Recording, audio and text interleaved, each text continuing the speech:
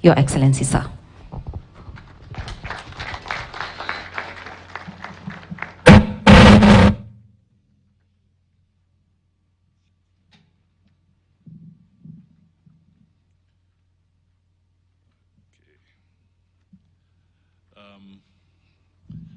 Now, exactly noon. Good afternoon. Honorable Justice.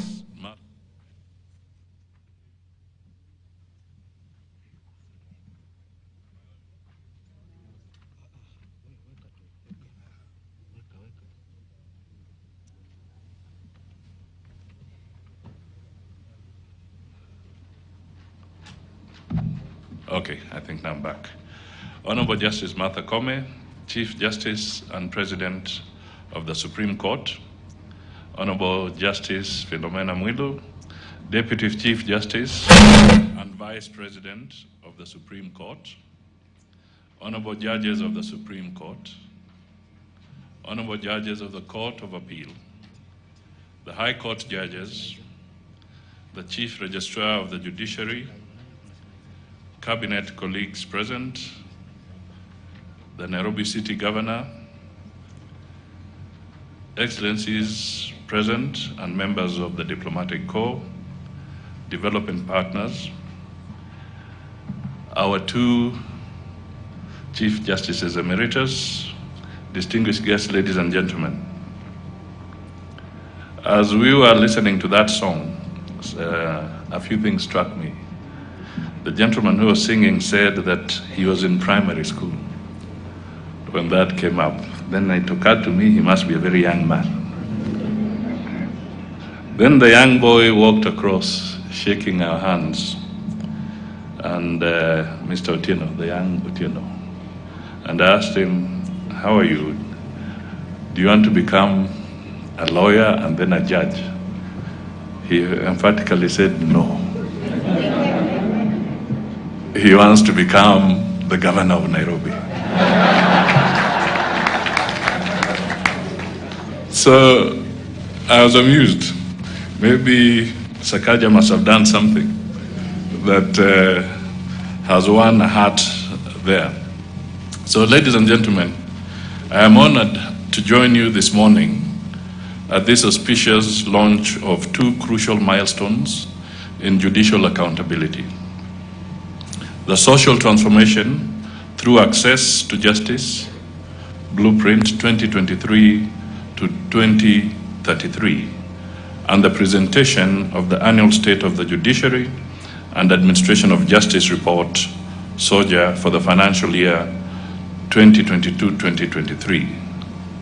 These two documents are milestones in showcasing Kenya as a maturing democratic state backed by a progressive and transformative constitution.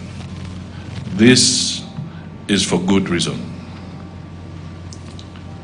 Kenya's Constitution 2010 provides a comprehensive menu of national values and principles which will bind all state organs, state officers, public officers, and indeed all Kenyans in complying, interpreting, and applying the Constitution, and in making and implementing public policy. The Bill of Rights, that has extensive social, economic, and political rights, is a welcome shift from years of yore when rights and freedoms of wananchi were taken as a government privilege, never to be seen or heard. For 13 years now, we should be proud that we have done it. It has taken us that short period of time to inculcate and begin living the Constitution, whereas in many other jurisdictions, such an enterprise has taken many years but failed, stuttered, or is convoluted in contestations and conflict. Despite hiccups, we must celebrate the single-minded execution of the constitutional framework by the executive, legislative, and judiciary organs of government. Each has kept to their lane, respecting the mandate, powers, and functions of the other for the stability we now enjoy. This has worked out because of a leadership realization that though each organ is independent, that autonomy did not mean erasure of complementarity between the three organs of government. Such a stance has ensured discharge of functions without interference from each other, and therefore service to the citizens, creation of a democratic governance system, respect for human rights. Insistence on transparency and accountability as core values has emboldened us to strive for provision of public services that are accessible, cost-efficient, and responsive to the needs of all. I am saying that the Constitution has guided us towards inclusivity. That is why we keep reminding ourselves that in whatever we do, no one should be left behind. The emphasis on should not is because that is the conditionality the Constitution demands of us. Ladies and gentlemen, it is in this context that I commend the judiciary for the manner in which it has discharged its mandate and exercised the sovereign power which the people of Kenya have delegated to it. The launch of the Sojo report is evidence that the judiciary in Kenya is justly committed to serving and to being accountable to Kenyans. I have keenly scanned the social transformation through access to justice blueprint, vision of the judiciary. I have noted the embedded 5 guiding principles of accessibility and efficiency, transparency and accountability, inclusiveness and shared leadership, cooperative dialogue, and social justice. Interestingly, each principle has an outcome that positions the judiciary in focusing on transforming society by ensuring that all citizens, irrespective of status or geographical location, have access to judicial services. This is how it should be, seen and heard, because as the adage goes, justice must not only be done, it must be seen to have been done. Allow me to draw parallels between this outlay and the bottom-up economic transformation agenda, whose focus is on ensuring the ordinary citizen, Mama Mboga, are empowered and facilitated to undertake livelihoods, activities for the betterment of their families and society. The key word in between judiciary and the executive nexus is empowerment. From the executive, one is jealous of the judiciary that is miles away in its decisions that have encouraged more people to seek justice whenever their rights have been trampled upon. We in the executive are equally ambitious and are in competition in creating a fervently productive Kenyan.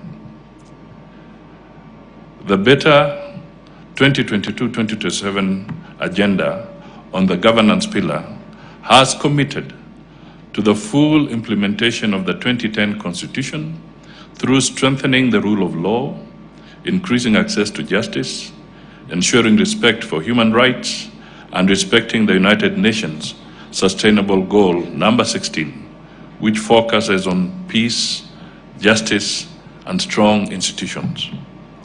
We are therefore not sleeping on the job, although I must confess, we are playing catch-up to the judiciary in some instances. But we do not lack some insights helpful to the judiciary. For the judiciary to further enhance its services to uphold justice, there will be need as a priority to look at the following. 1, for timely resolution of cases, streamlining court processes, reducing case backlogs, and ensuring efficient administration of justice, removing cobwebs that hinder transparency and accountability in judicial proceedings, rapid integration of technology in processes to improve court operations, as we have seen through the e-filing and virtual hearing, and fourth, for training and capacity building for all judicial officers. This will mean the judiciary progressing to buy in the whole of government delivery as one approach. That requires intensive collaboration between state institutions, such as strengthening collaboration with security and law enforcement agencies. Ladies and gentlemen, on the other hand, allow me to commend the judiciary. You cannot take away the judiciary's admirable efforts in establishing high courts in 45 counties, utilization of technology in case filing, thus granting ease of access to justice to many Kenyans, establishment of specialized courts such as the Sexual and Gender-Based Violence Court and the Small Claims Courts. Indeed, let me reiterate that the executive will not relent on its commitment to support the judiciary in carrying out its constitutional mandate of upholding the rule of law and protecting the rights of the Kenyan people. Before I conclude, let me just touch on 2 points. I was privileged a few days ago to be with Makomen and the President of the Republic of Kenya. And we were in a forum, and the chair of the forum, who happened to be the Chancellor of Germany, allowed the participants to make contributions. But the question they asked was, why would we want to be interested in investing in your country? So as each respondent came up with their remarks, I'll not mention the names of the country, but one of them said that my country is the best to invest in because in the last 15 years, we have had free and fair elections and transitions. It's a big country, but they talked of the last 15 years. Then it occurred to me that in Kenya, we are celebrating 60 years. And in spite of the minor hiccups or challenges that we have had over time, we have actually held elections virtually every 5 years.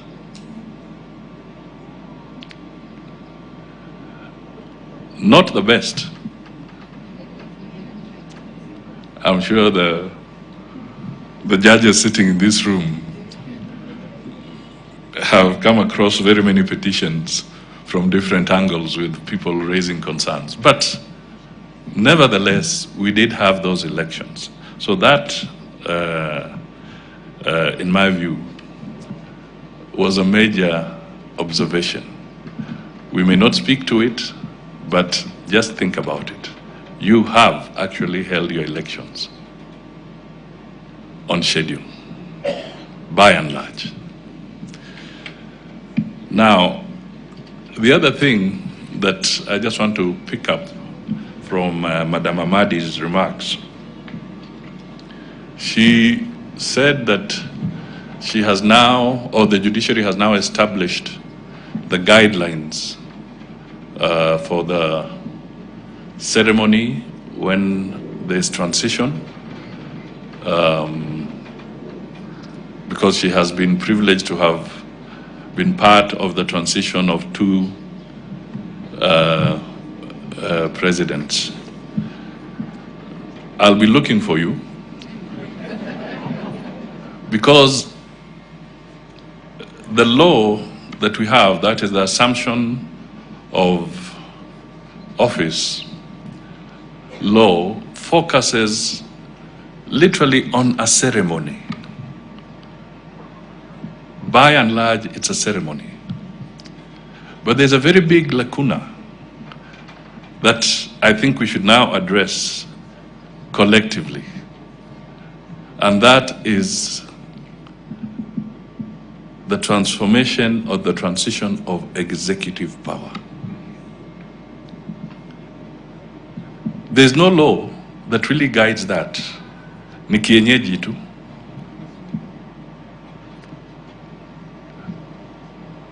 It is important because there are fundamental questions. When should a minister step out of office? When there's a change of government? Does he do any handing over formally? Or does he just disappear with the files and records?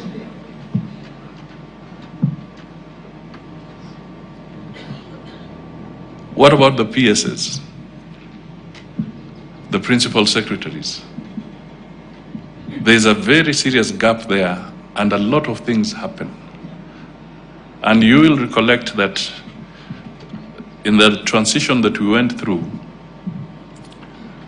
the president of Kenya had been sworn in on September 13th, after the judicial process. But Gazette notices were still coming out, appointing people to various positions after the new president has been sworn in, and Gazette notices are being churned out or doled out of people getting appointments under previous hand. We reached a stage where we also experienced a situation where I'm a layman, but I'm made to believe that if the chairman of the Electoral Commission has gazetted who is the winner, or has actually signed off so that for gazettement the results of who has won an election, it should be gazetted. But we had a situation where the government printer was actually dilly-dallying to gazette the results, and when we found out where he was holed, he said he was still waiting for instructions. From who? Now, I'm bringing this out just to say that we still have some challenges, and with the legal minds here, let us continue to make Kenya better. Let us continue to elevate and escalate our own rules and regulations so that we can become indeed that country, that beacon that we would all want to be proud of now and for the future, for the young man Otieno there and his colleagues wherever they are. So it is now my privilege to be part of the launch of the social transformation through access to justice, Blueprint 2023 to 2033, and the presentation of the annual state of the Judiciary and Administration of Justice report for the financial year 2022-2023. God bless Kenya. God bless the judiciary. Asanteni sana.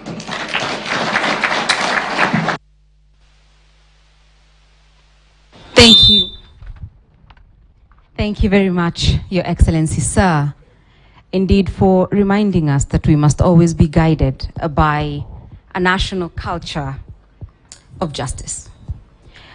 And drawing from your inspiring words, allow me to request you to turn to page 13 of the blueprint, sub-article 1.6, that talks about the culture of justice.